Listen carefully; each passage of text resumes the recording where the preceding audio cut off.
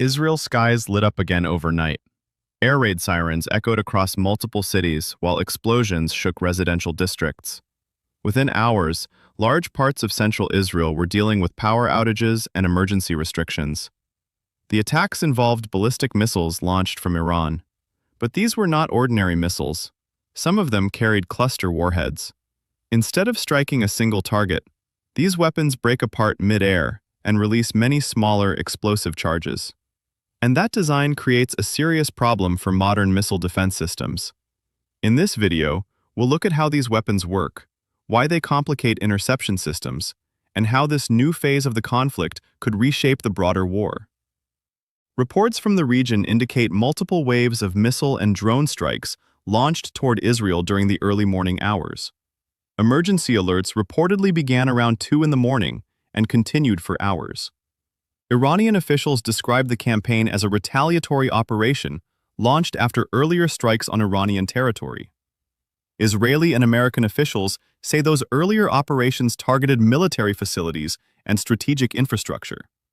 Both sides have released statistics about the scale of the fighting. Iranian military spokesmen claim hundreds of missile launches and thousands of drone missions within the first week. Israel says it has carried out large numbers of airstrikes inside Iran in response. Independent verification of these figures is extremely difficult during an active conflict. But what is clear is the speed and intensity of the escalation.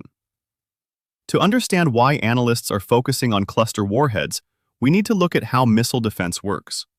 Most missile interception systems are designed around a simple idea: track one incoming projectile and destroy it before impact.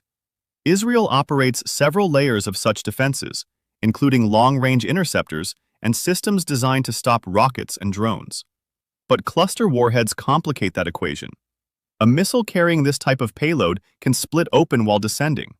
Instead of one explosive impact, the warhead releases multiple smaller submunitions that spread across a wide area. Those individual bomblets typically fall freely without propulsion or guidance. If the defensive interceptor reaches the missile before the warhead opens, it can destroy the entire payload. But if the warhead separates even moments earlier, dozens of smaller explosives may already be falling. At that point, interception becomes far more difficult. Military analysts believe several different Iranian missile systems are involved in the current campaign. Some of them are long-range ballistic missiles capable of traveling roughly 2,000 kilometers. Others are medium-range missiles that use solid fuel and can carry different types of payloads, including cluster munitions. Iran has also displayed newer missile designs in recent years that it claims are capable of maneuvering during flight, making them harder for radar systems to track. Whether all of these systems are actively being used remains unclear, but the overall trend is clear. The volume of launches has increased, and the types of warheads being used have expanded. Another challenge in this conflict is purely mathematical. Missile defense is expensive. Each interceptor missile used by air defense systems can cost anywhere from $1 to several million, depending on the platform. By comparison, ballistic missiles used by attackers can sometimes be produced for far less. When the number of incoming projectiles rises quickly, defenders must launch more interceptors to stop them. This creates a situation where the cost of defense increases rapidly. Some analysts have pointed out a worrying imbalance. If missile production continues at current rates, defensive interceptors may be consumed faster than they can be replaced. This doesn't mean air defenses stop working, but it does mean the pressure on those systems grows over time. The conflict has also begun affecting civilian infrastructure.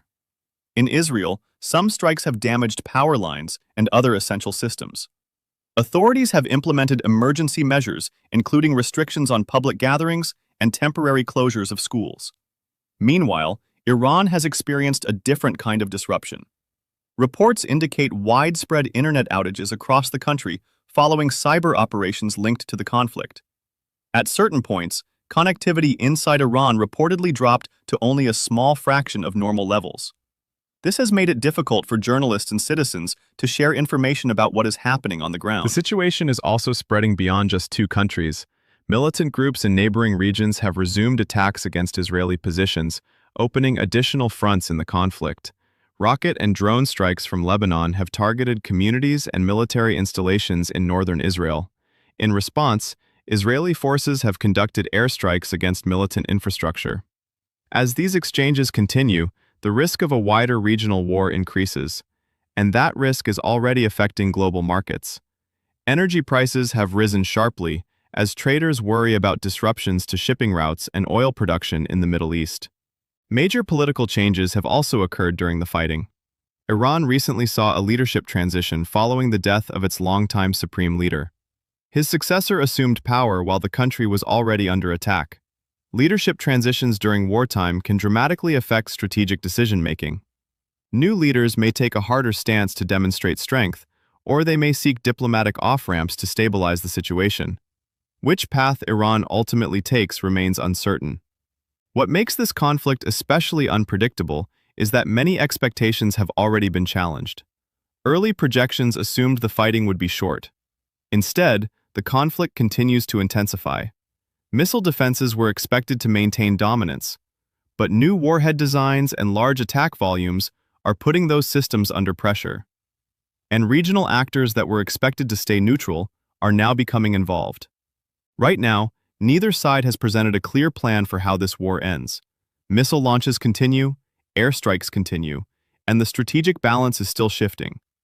The biggest question now is not what happened this week. It's what the next phase of the conflict will look like.